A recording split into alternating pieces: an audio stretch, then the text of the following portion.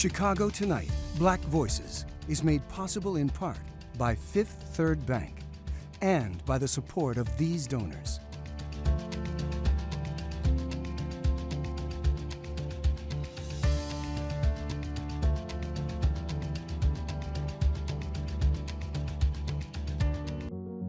At Fifth Third, we believe when diverse voices are heard and empowered, communities are made stronger, lives are made better, and the future holds greater promise for all. That's why we're proud to support Chicago Tonight Black Voices. Together, we can make a difference. Together, we can drive change.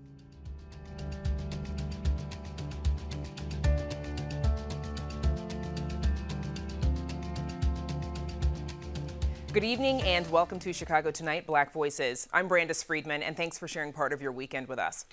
On the show tonight, one-on-one with Cook County State's Attorney Kim Foxx. We'll talk about how she's handling wrongful convictions and crime in Chicago.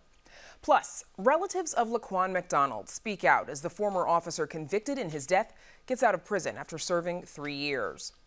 In honor of Black History Month, we're spotlighting Black Chicagoans who've left lasting impacts on the city.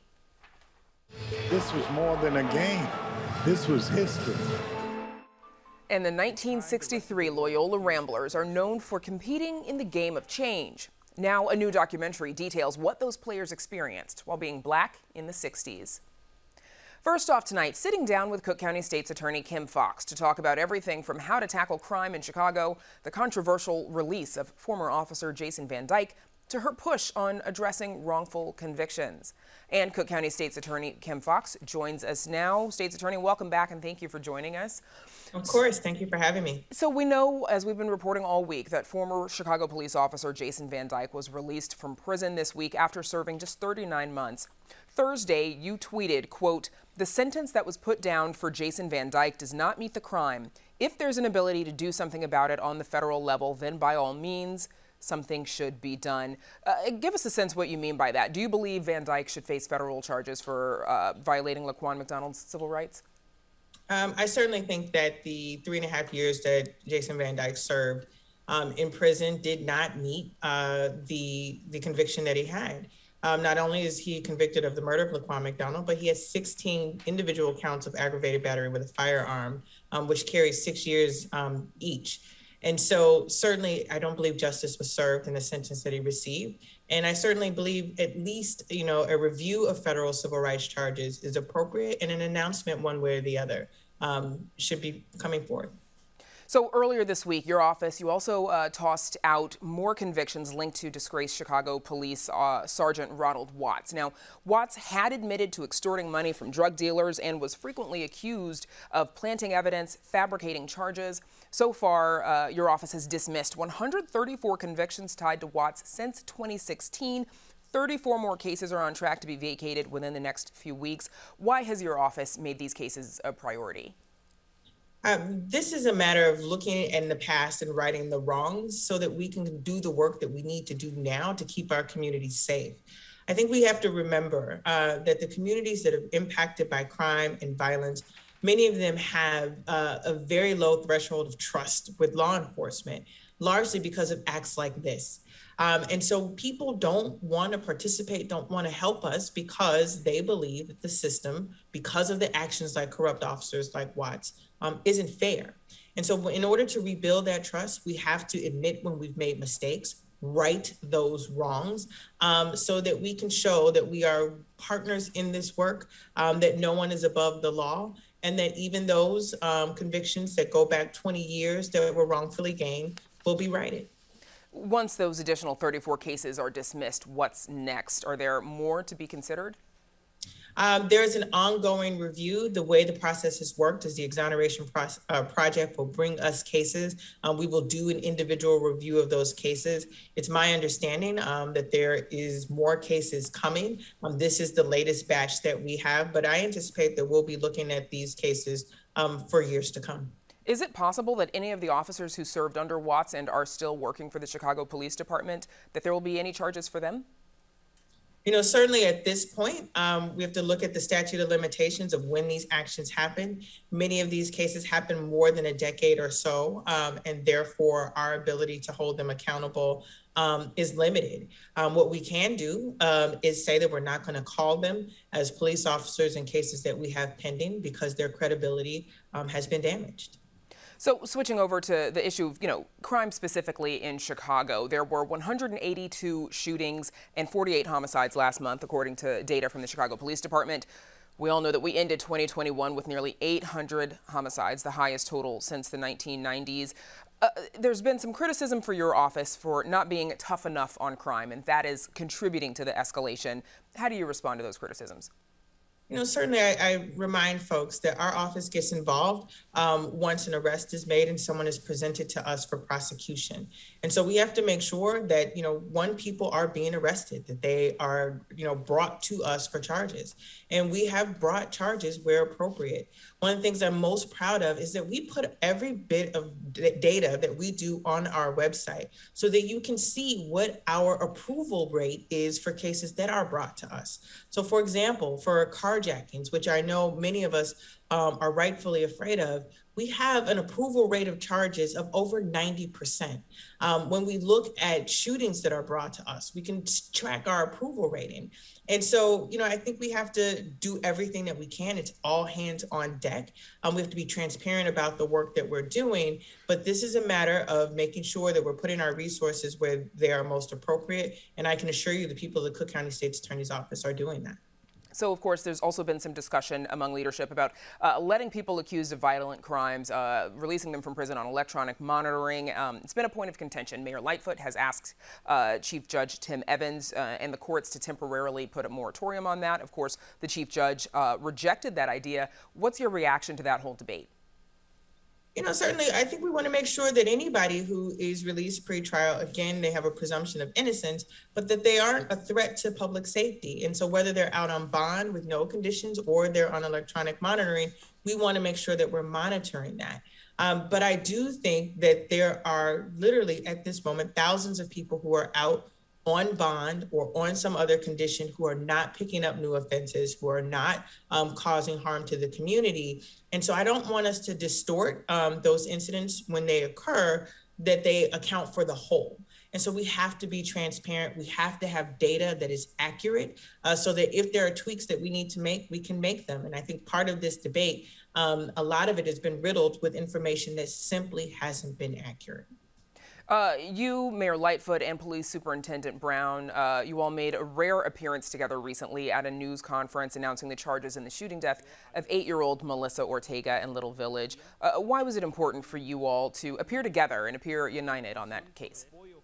It's incredibly important to the people that we serve to know that we are working together behind the scenes and for you all to be able to see it, for the public to be able to see it. It's all hands on deck. We all recognize and we all have the same mission that if people do not feel safe coming out of their homes, we all suffer for that. And so I think there's a real intentionality among all of us to show that display of unity. Again, we may not always agree, but we all have a common purpose, which is to keep our community safe. And I believe we owe it to the public to show and give them confidence that we're working together. How would you describe your working relationship between your office and the mayor's office currently, and the CPD for that matter?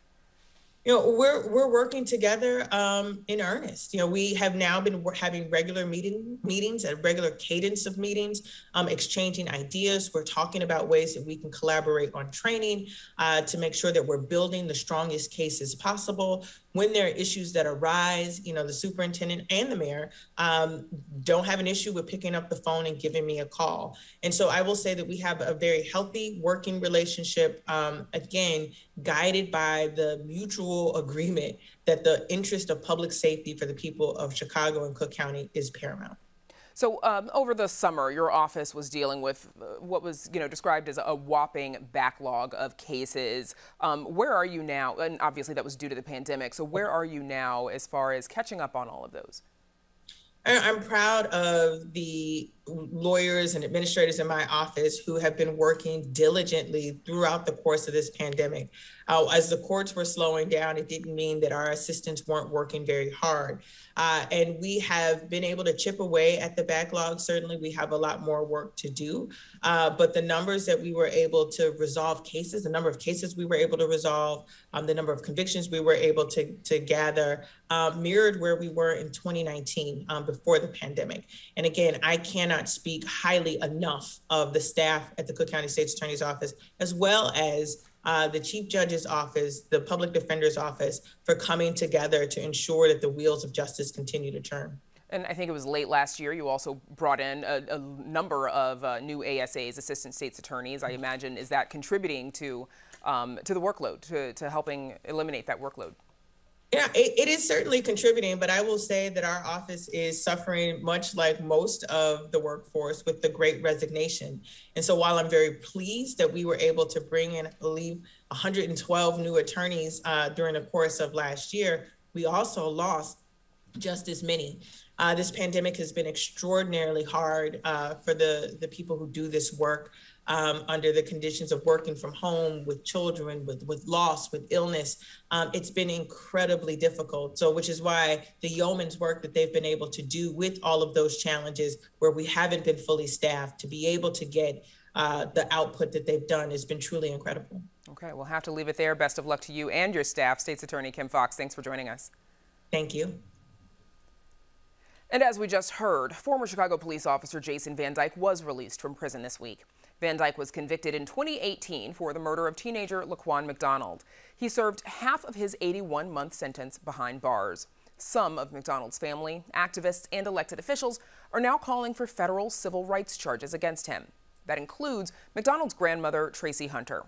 We asked for her reaction to Van Dyke's early release. It's a very hurt feeling because that man didn't serve his time.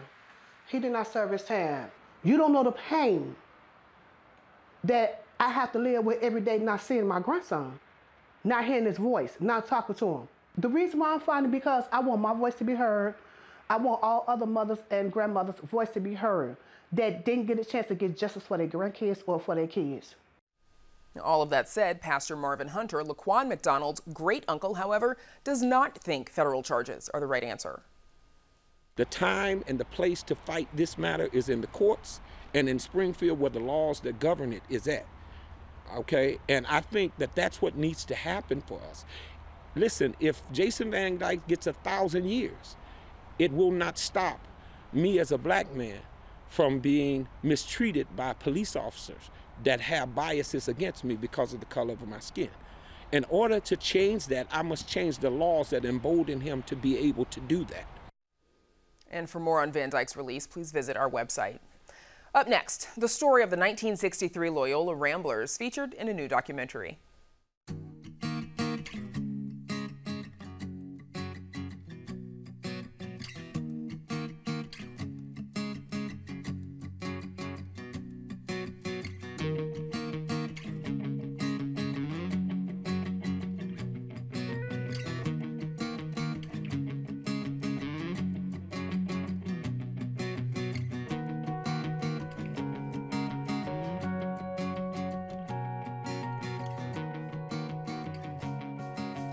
The Ramblers of Loyola, Chicago, headed to San Antonio.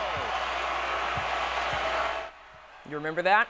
Chicago went wild when the Loyola Ramblers played in the Final Four of the NCAA tournament in 2018. It was the first time the men's basketball team made it that far since 1963, when the Ramblers won the school's only championship title and broke racial barriers while doing so.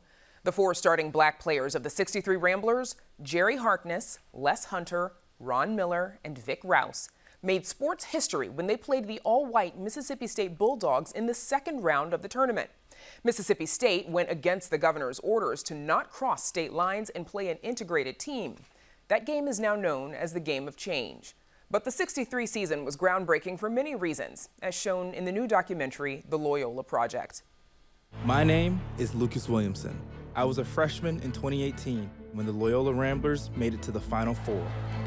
For the first time in 55 years. We were always told how the '63 team made history, but it was in the forgotten details that I found a deeper connection. My absolute and unshakable stand for segregation of the races at all levels. This is not 200 years ago. These are our fathers and our grandfathers that have gone through this. This was more than a game. This was history. It's time the rest of the world hears their whole story about those who changed the game by playing it their way. Oof. Joining us now with more are the basketball team and the filmmaking team, Patrick Creedon, director of the Loyola Project. Lucas Williamson, the current captain and starting guard for the Ramblers. He's also the narrator and a co-writer of the film. And Ron Miller, a starting forward for the 1963 Loyola Ramblers. Gentlemen, it's a pleasure to have you. Thanks for joining us. Patrick Creedon, let's start with you, please. What was it about the 1963 Loyola Ramblers that stuck out to you so much that you wanted to make a film about them? Well, first of all, being a Chicagoan, I was shocked that I really didn't know the story. I'm a sports fan. I grew up in Chicago. I went to Fenwick High School. And yet somehow this story was new to me. And it really wasn't until the 2018 Rambler Cinderella run to the Final Four that the 63 story started to be told again. And it seemed to us that not only was it a great story, but it also seemed that there was a lot about the story that hadn't been told yet. That's why my wife and I decided that this would be just a great project to do. We've spent 2.5 years making it, and we can't wait to share it. So Ron Miller, the Loyola Project, of course, it gets into the game of change between the Ramblers and the Mississippi State Bulldogs, but that's really just one part of the story. And that larger story, you know, it details the discrimination that you and your fellow black players experienced. Talk to us a little bit about what being a black basketball player at Loyola was like for you at the time. It was a very fascinating time, the 60s. I've always thought about this country as there's really two phases of that kind of set the course for what was going to happen in the future. The first phase was the Great Depression, what people went through in their 30s to get out of the Depression. And then the next phase was the 60s, all the social issues that have been underneath the surface of the country came to a head. You had Vietnam, you had Martin Luther King and the Civil Rights Movement. It was a very unusual time, very exciting time. I'm really delighted that I was a part of that, small part of it, just with our basketball, because it showed the importance of being able to participate in full society and not just a corner of it. And Loyola was Loyola gave us all a great opportunity to further our education, to go forward into the world. And I think it opened up a lot of our eyes, of the black players in particular, of what was in front of us. And it just wasn't this little small world that we all kind of grew up in, but it showed us that there was a whole world outside of that. And Loyola gave us an opportunity to see all of those things. We were kind of, if you look at it in 1960, we were kind of outsiders in a way. We were part of universities, but we were not. In other words, fraternities wanted us to join, wanted us to come to their mixers, their dances, their parties, but they wouldn't allow us to join. So you're kind of inside, but you're kind of on the outside at the same time. Right, like in the film, for example, you're invited. They asked you to attend the party, but you were told you needed to stand along the wall, and you couldn't actually dance. For example, if someone wanted to dance with you, what was the response from your coach or your fellow white players when you all were experiencing what you did, whether it be at home on campus or on the road? Well, I'll tell you, I was talking with Jack Egan, who was also a part of that team, just the other day, and we were talking about the same thing. And I noticed in the film and listening to conversations from some of the players that the white players in particular didn't notice it as much. Now, this is hard for me to say. I've had disagreements with my daughters about this, but even me, Jerry, Les, Vic, Rich Rochelle, we were not totally upset about some of the things that were going on because our expectations were not that we were full members of the society or full members of Loyola. So in that sense, we kind of accepted it, and yet we were able to participate at a certain level. And remember now, we're 17, we're 18, and the only thing we care about really was we just want to play basketball. So some of the social things that were in 1961, 62, and 63 were there, but they were not at the surface like they were a few years later. So it's kind of hard to explain, and you know, without sounding very passive, because we were not passive, but yet we wanted to, the most important thing to us in those days, really, we just wanted to play basketball, honestly. And I want to get Lucas Williamson. Sorry, I just want to I want to get Lucas Williamson in before we run out of time. Lucas, you said that, you know, one of the things that stuck out to you was the experience that Ron Miller and his teammates had both at home and on the road. Why did learning that part of their history in particular upset you? Why did you want to be a part of this project? Yeah, because, you know, I just drew parallels to what I know in my experience here at Loyola today, and it's just completely different. Things that they had to go through upset me, and it kind of struck me away from the court. Like the things they had to go through away from the court kind of struck me kind of in kind of left field, because it just doesn't make sense in my world. Like some of the things that they had to deal with, like not staying in the same hotel rooms as some of their white teammates, it just doesn't make sense from a logical basketball standpoint for me. Like there's so many things that we have to do as a team, not let alone team bonding, but when we're on the road, and for like, you know, a coach to not allow that for a coach to allow that to happen just doesn't make sense for me. But yeah, like I wanted to come onto this project because this story means so much to me. I share the jersey as a lot of these, or as all of these guys. And I mean, I just think that it's a great story and it should be told and it should be known. Patrick, of course, a lot is known about the game of change itself, or more is coming to be known. But this film, it goes beyond that, and it looks like you did that intentionally. Why was it important for you to broaden the story beyond the game of change? Because I think for people who know this story, there's two things that they know about the story. They know about this coach who broke the unwritten rule and played 4 black starters. People also know about the game of change. That's really more about the Mississippi State team and what they did to play in that game. It seemed to me that the players on the Loyola team were in the background of the story, or at least the way people knew this story. What we decided to do was let's tell the story about the guys on the team. What was it like for them to play together? What was the dynamic with them and their coach? What was it like to be on the road? What was it like to play at home? What was life on the court? More importantly, what was life off the court? So this is really kind of like, it's kind of a buddy movie. It's about these 5 guys and how they lived together and played together and did what they did. And so all we really wanted to do with the Loyola Project is take the 5 starters and put them front and center. This is really their story. This is what they went through during their amazing season. And that's what the people are going to see. And I think that's why the movie is so terrific, because you hear them tell their story and share their story with Lucas and with his teammates. And it's just terrific. It's very moving. I wish we had more time to talk about it, because it is a very moving film. And if folks want to know more, then they'll have to watch it. I'll leave it there for now. Thank you so much to Patrick Creedon, Ron Miller, and Lucas Williamson. And you can watch the Loyola Project this Monday night at 8 on CBS Sports Network. Up next, kicking off Black History Month with a spotlight on Chicago history makers you may not know about. Stay with us.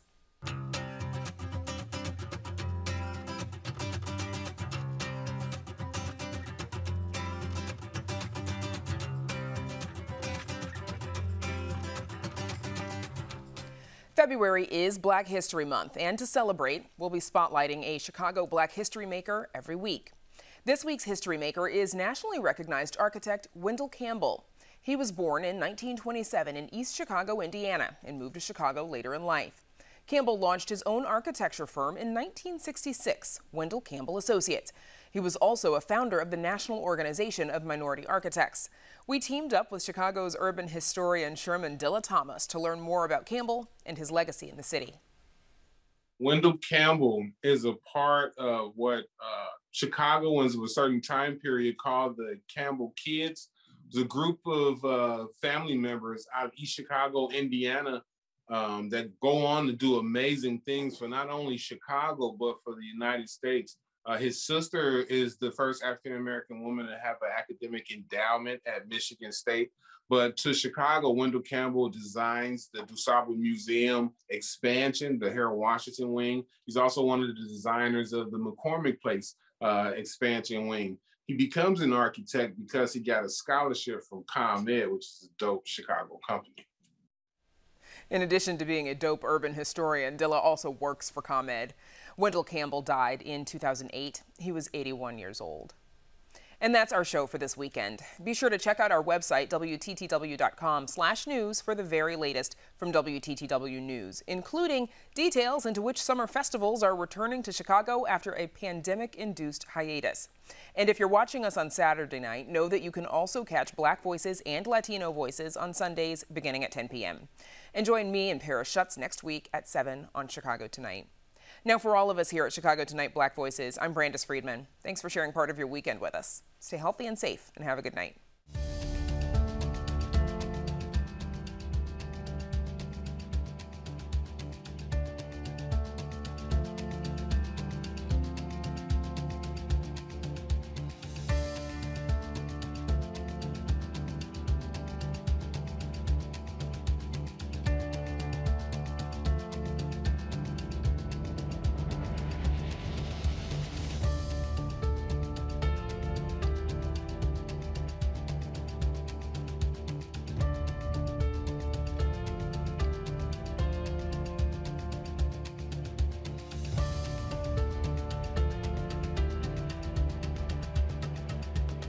Closed captioning is made possible by Robert A. Clifford and Clifford Law Offices, a Chicago personal injury and wrongful death firm that supports free educational initiatives in the legal profession.